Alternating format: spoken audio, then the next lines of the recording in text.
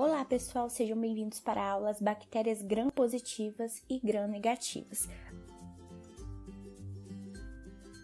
Antes da gente iniciar explicando um pouquinho sobre as diferenças entre essas bactérias, vamos recapitular alguns conceitos sobre os seres procariontes. Como vocês já sabem, as bactérias são esses seres procariontes e têm como principal característica a ausência de carioteca, que é aquela membrana que fica em volta do núcleo, né? Se tem essa ausência de carioteca, a gente permite que o núcleo seja disperso pelo citoplasma. É importante lembrar também que uma célula apenas é capaz de formar um indivíduo procarionte. E como grupo, eles possuem alguns componentes estruturais, tais como membrana plasmática, parede celular, cápsula, camada limosa, camada S, capa, flagelo, pile e fímbrias. Cada uma dessas estruturas irá desempenhar alguns papéis importantes para o desenvolvimento e manutenção da célula. Hoje, nós falaremos especificadamente sobre a parede celular. Como vocês já devem ter visto em outras disciplinas, as bactérias não são as únicas a possuírem parede celular. As plantas também possuem e algumas funções são até parecidas, entre a parede celular da bactéria e a parede celular vegetal, como conferir rigidez, dar forma à célula, então o formato que a célula tem também é devido à parede celular, e proteger contra rompimento celular, por osmose ou mesmo por uma força mecânica. Apesar de possuírem essas funções bem parecidas, a composição dessas paredes celulares são bem diferentes. Como vocês podem ver aqui na imagem, a gente pode observar que a forma como são estruturadas e os componentes são bem diferentes. Na estrutura vegetal, por exemplo, a pectina e a celulose são as principais a darem forma à parede, enquanto que nas bactérias, tanto gram-positivas quanto gram-negativas, o principal componente estrutural é o peptídeo glicano, um dos principais componentes estruturais. Falando um pouco mais do peptídeo glicano, é uma molécula composta por açúcar e aminoácidos. Esses açúcares eles se unem por uma ligação denominada glicosídica, já os aminoácidos por uma ligação chamada de peptídica. Essas ligações vão fazer com que a molécula tenha mais rigidez. Isso vai ser importante para manter essa estrutura celular intacta e também a parede celular intacta.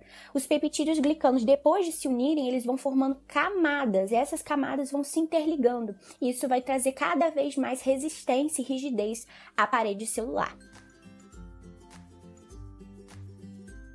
E aí agora a gente vai detalhar um pouquinho, as bactérias gram-positivas das bactérias gram-negativas. Começando pelas positivas, como vocês podem ver aí na imagem, a gente tem a membrana citoplasmática e a gente tem o peptídeo glicano. Cerca de 90% da parede celular dessas bactérias é de peptídeo glicano.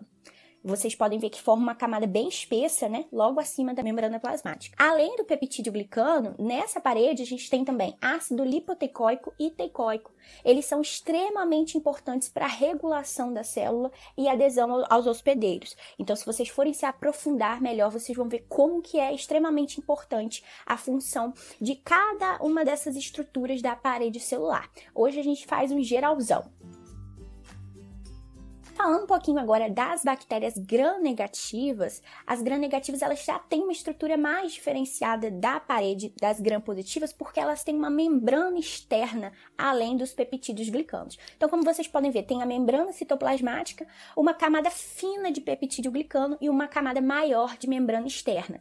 Lembrando que o peptídeo glicano mais a membrana externa juntos vão formar a parede celular. Ele tem essa camada mais fina, e essa parte mais externa, e essa última, ela é maior, composta principalmente por lipopolissacarídeos e porinas. Eles vão auxiliar principalmente na questão de difusão celular. Então, o peptídeo glicano vai dar essa rigidez e eles vão estar mais relacionados à difusão celular, entrada e saída de moléculas pela célula. Essa membrana também externa, que tem apenas nas gram-negativas, faz com que alguns patógenos humanos, como Escherichia coli, Salmonella, tragam sintomas gastrointestinais pra gente. Então, muitas vezes a pessoa tem diarreia, vômito, justamente por causa das toxinas presentes nessa camada aí, nessa parte da membrana externa, que a gente chama de endotoxinas. Por que esse nome gram-positivo e gram-negativas? Então, quem descobriu a diferença entre esses dois grupos de bactérias foi o dinamarquês Hans Christian Joachim Gram, através de um método que continua sendo utilizado até hoje. Esse método permite a diferenciação dessas bactérias através da cor, que é diferente justamente por conta dessa diferenciação entre as estruturas das paredes, como vocês viram anteriormente.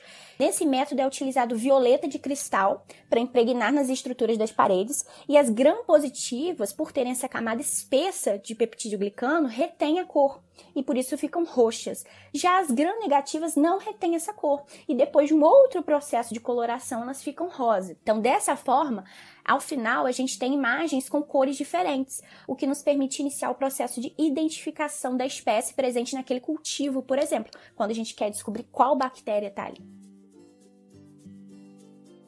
Além disso, além de identificar as espécies, a estrutura da parede celular é super importante para nos ajudar a combater as bactérias patógenas.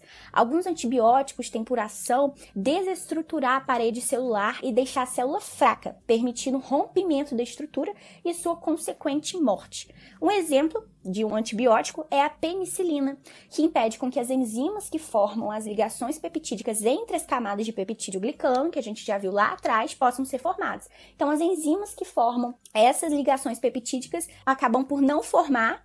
A penicilina impede a ação dessas enzimas, logo as camadas de peptídeo glicano não são formadas. Isso faz com que a célula perca sua rigidez e logo entre em lise. Essa foi uma aula produzida para a disciplina de Microbiologia Geral e Médica do curso de Ciências Biológicas da Universidade Federal do Rio de Janeiro. Espero que tenham gostado. Até logo!